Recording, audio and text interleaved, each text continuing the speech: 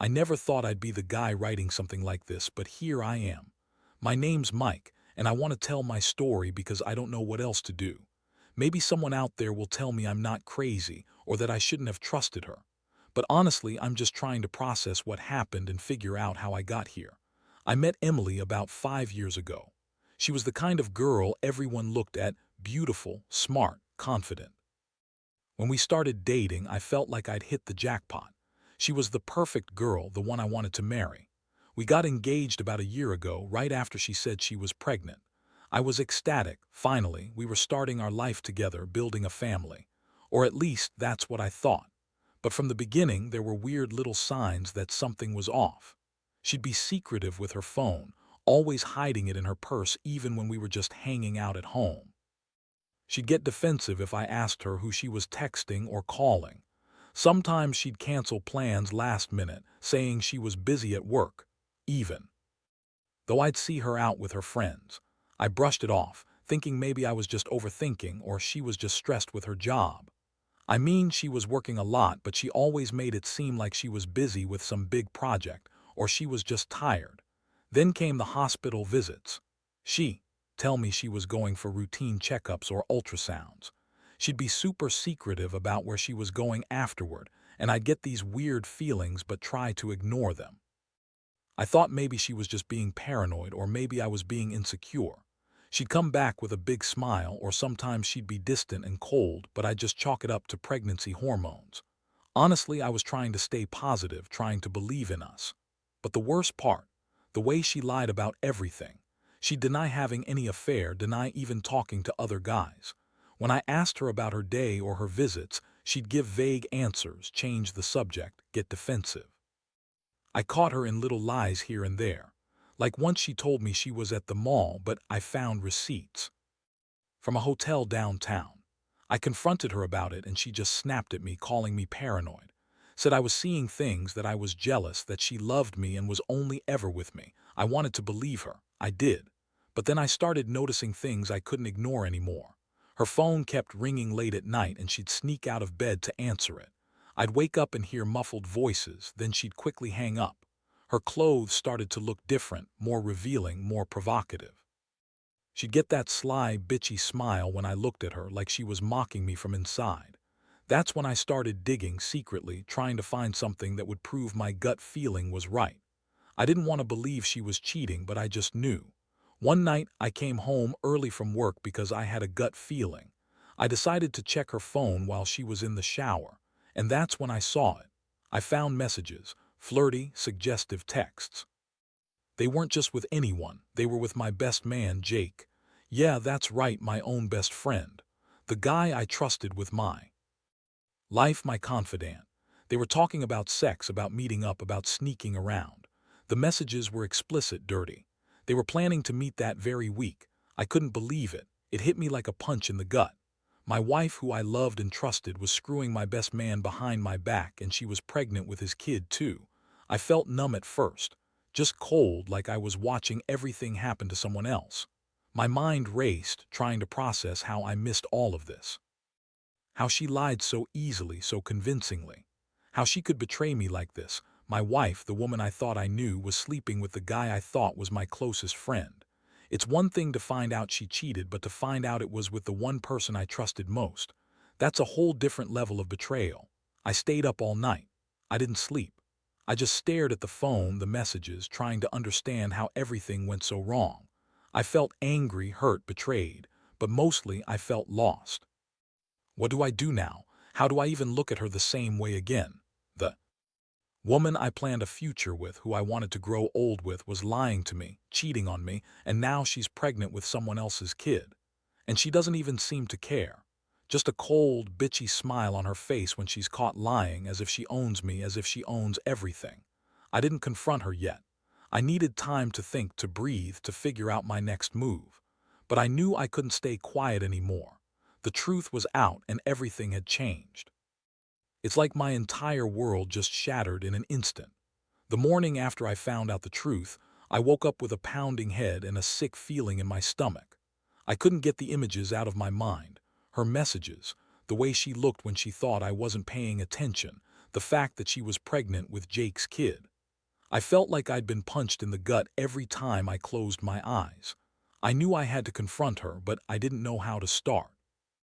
How do you tell your wife that you've seen proof she's been screwing your best friend behind your back? I decided to wait until she got home from whatever lie she was going to tell today. I didn't want her to think I was stalking her or that I was desperate. I needed to get my head straight, figure out what I was going to say. But the longer I waited, the more I felt the anger building inside me. It was like a volcano ready to erupt. My mind kept circling back to the images of her with Jake, like a sick movie I couldn't turn off. When she finally came home around noon, she looked smug, like she knew she had some kind of victory. She threw her bag down on the couch, gave me that bitchy little smile, and started talking about how tired she was, how difficult the pregnancy was. I could see the lie right through her. I didn't say anything at first. I just looked at her, trying to keep my composure. Then I popped the question. "Who's the father, Emily?" I said, my voice cold but steady. She froze for a second, then chuckled, like I was joking. "What are you talking about? I don't know what you mean," she said. Acting innocent, that was when I snapped. I pulled out my phone and showed her the messages. Her face twisted into a sneer. "Oh, that's just Jake joking around. You're blowing it out of proportion," she said, her tone bitchy and dismissive. "You're just paranoid. You always think the worst." I felt my blood boil. "No, Emily, I saw the messages. You're cheating on me with Jake, and you're pregnant with his kid. Don't lie to my face. I want the truth. Now." I knew she'd deny it, but I needed her to admit it outright. I needed her to look me in the eye and say she was screwing my best man. She scoffed, rolled her eyes, and crossed her arms. "Seriously," she said, sneering. "You think I'd cheat with Jake? You're delusional. Maybe you're the one who's cheating on me, huh? Maybe you're the one messing around behind my back." That was her way of turning everything around, making it about me. Classic Emily, always the victim, always the innocent one. She kept insisting she loved me, that she'd never do something so disgusting, and that I was just jealous because I was insecure. I was furious. I told her she was lying, that I'd caught her, and that I didn't want to hear her bullshit anymore. I told her I knew she was lying about the hospital visits, about everything.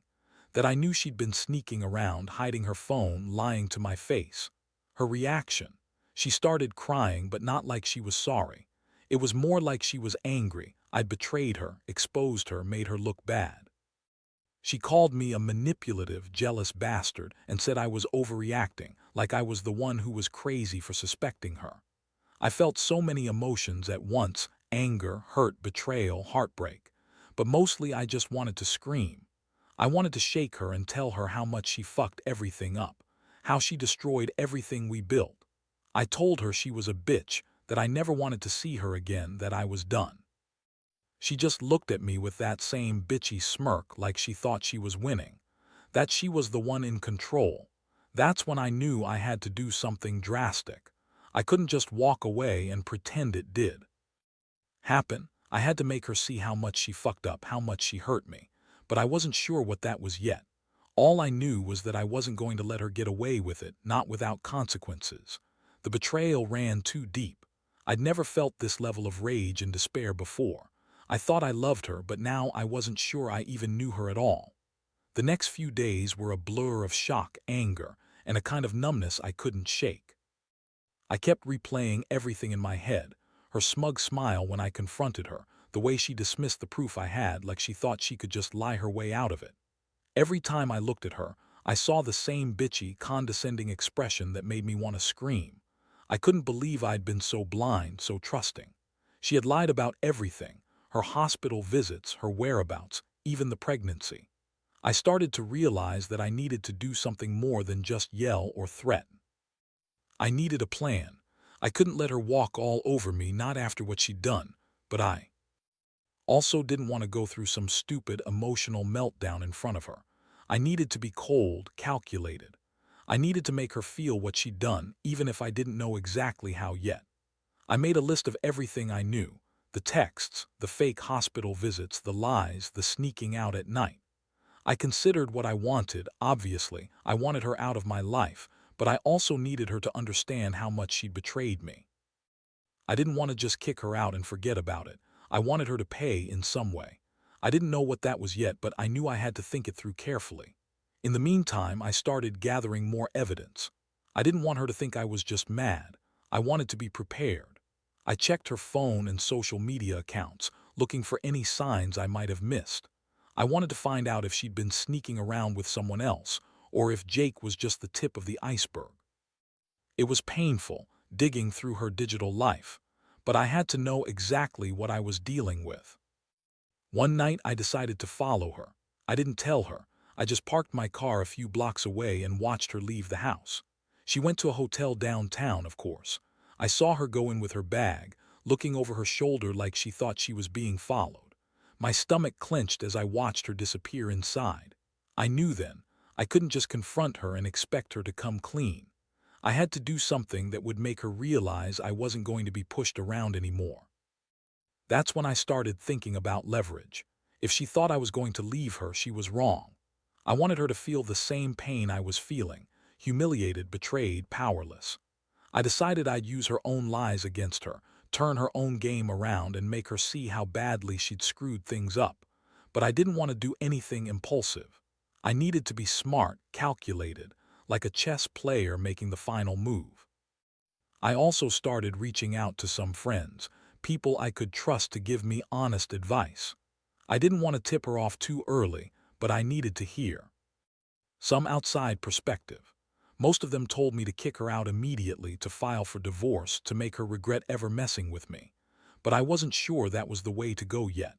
I needed to see what she'd say, what she'd do, when I finally confronted her with everything I had. Because I had a feeling this wasn't over yet, not by a long shot. In this quiet, angry place I was in now, I realized I'd never felt so betrayed, so hurt. I'd given her everything, my trust, my love, my future, and she'd spit in my face for some guy who, honestly, I didn't even know that well. The fact that she was pregnant with his kid made it all worse. I kept asking myself, what did I do wrong? Was I not enough? Or was she just a bitch who liked to lie and cheat? Honestly, part of me didn't even want to get answers anymore. I just wanted her gone. But deep down, I knew I'd need to handle this carefully, one step at a time, or I'd end up losing what little sanity I had left. The next step in my plan was to get her to admit something, anything, that would confirm she was still lying. I couldn't just let her deny everything and walk away. I started planting little seeds, things I knew she wouldn't be able to spin her way out of. I kept bringing up the messages, the hospital visits she'd lied about, and every odd thing I'd discovered since I first found out. One evening, I told her I had some questions about the pregnancy, things that didn't add up, things I'd been thinking about. I knew she'd get defensive, but I wanted to see how far she'd go. I made it clear I wasn't going to accept her lies anymore. She rolled her eyes, obviously annoyed, and scoffed. "You're obsessed with your stupid evidence, Mike. You need therapy or something. I swear, you're so paranoid, it's pathetic." I pressed her further. "Did you even go to the hospital for the checkups? Because I've seen the receipts. You lied about everything, Emily. I know you're screwing Jake, and I know you're pregnant with his kid. Just tell me the truth. I don't care if you hate me after, just get it over with." My voice was steady but cold. I wanted her to feel the weight of my words. Her face contorted into that bitchy sneer she always used when she thought she was in control. "Look, Mike, I don't owe you any explanations. You're just jealous, insecure, and honestly, you're making up stories because you can't handle losing control. Maybe you're the one cheating on me. Ever think about that?" That was her favorite trick, turning everything around, making it my fault. But I stayed calm. "I'm not stupid, Emily. I've caught you lying too many times. I know you're lying now. You're pregnant with Jake's kid and you're trailing secrets all over the place. If you think I'll just walk away and pretend this never happened, you're dead wrong." I looked her straight in the eye. "You lied about everything. The hospital visits, your whereabouts, your feelings. You're a bitch, Emily. You think you can get away with this, but I'm not going to be your doormat anymore." She huffed, crossed her arms, and rolled her eyes again. "Whatever, Mike. You're just angry because I don't want some loser like you. I'm better off without you. You're boring, insecure, and honestly, I wish I never married your sorry ass." That hit me hard. Her words cut deeper than I thought they would, but I refused to let her see my pain. I kept my face neutral and told her I was done playing her game. I also told her I was going to get a paternity test, whether she liked it or not, because I didn't believe her and I sure as hell didn't trust her anymore. I could see her panic start to set in, but she tried to brush it off, acting like I was overreacting. That's when I knew I'd hit a nerve. I started to realize that she'd escalate her lies, and I'd need to be prepared for whatever came next. I was already planning how to get her to slip up again, how to catch her in her own web of deceit. But I also knew I had to be careful. If I pushed too hard or freaked out, she might shut me out or do something even worse. I had to stay calm, stay in control, because I was finally starting to see that this wasn't just about a cheating wife. It was about her trying to manipulate every part of my life. Deep down, I felt a mixture of heartbreak and rage, knowing I was about to tear apart everything I'd ever believed in. I loved her once, but now I hated her for what she'd done. I hated how she lied, how she betrayed not just me but my best friend. I didn't know how I was going to come back from this, but I knew I had to keep fighting. I had to make her face the consequences of her actions, no matter how much it hurt. Over the next few days, I kept my plan in motion.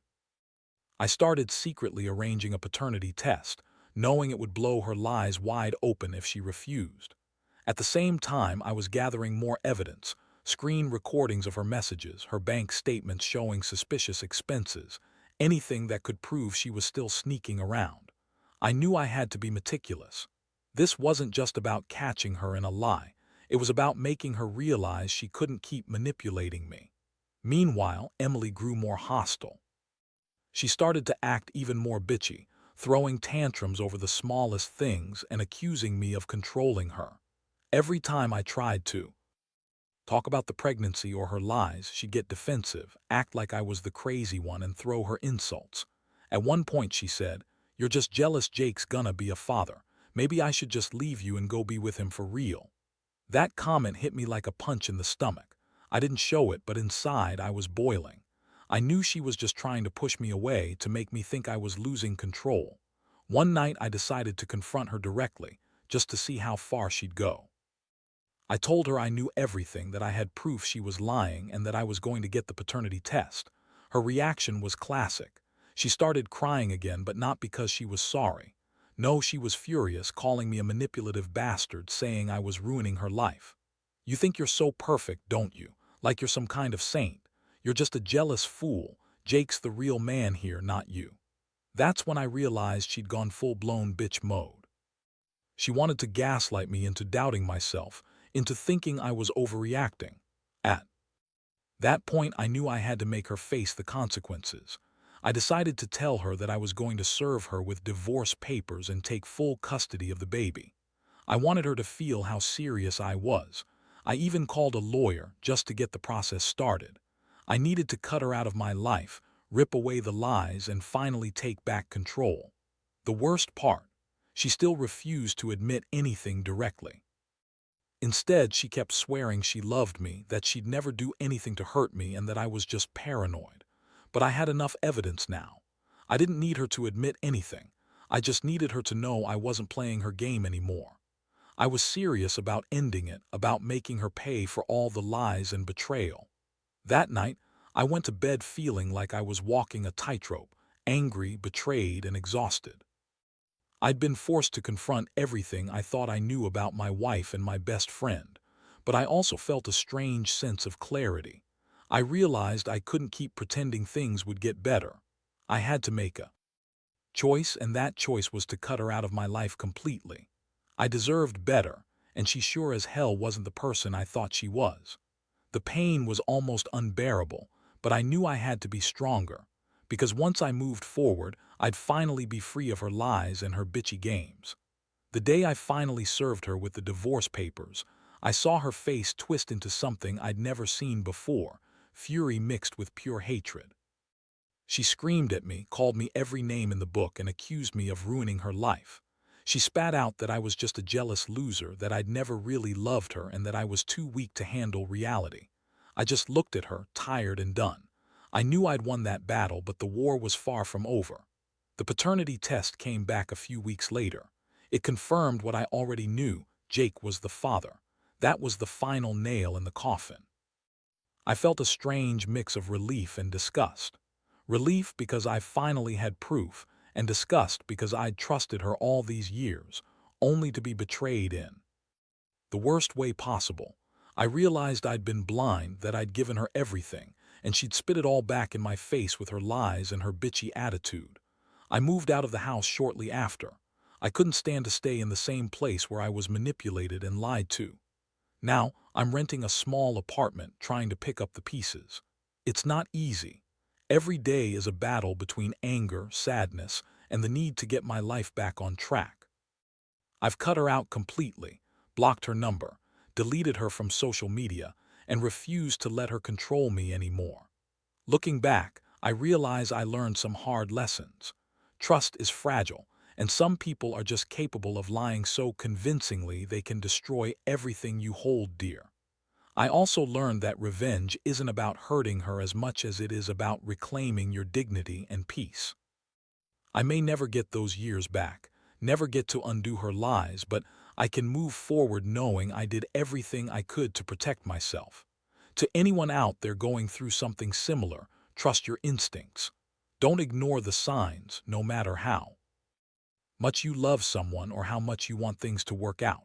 When someone shows you they're capable of that much betrayal, it's best to face it head on and cut ties before it destroys you. It's going to hurt, yeah, but in the end, you'll be stronger for it. And you'll find a way to rebuild what's broken, even if it takes time. I'm still in the process, but for now, I'm focusing on healing and moving on from the girl who thought she could lie her way out of the truth.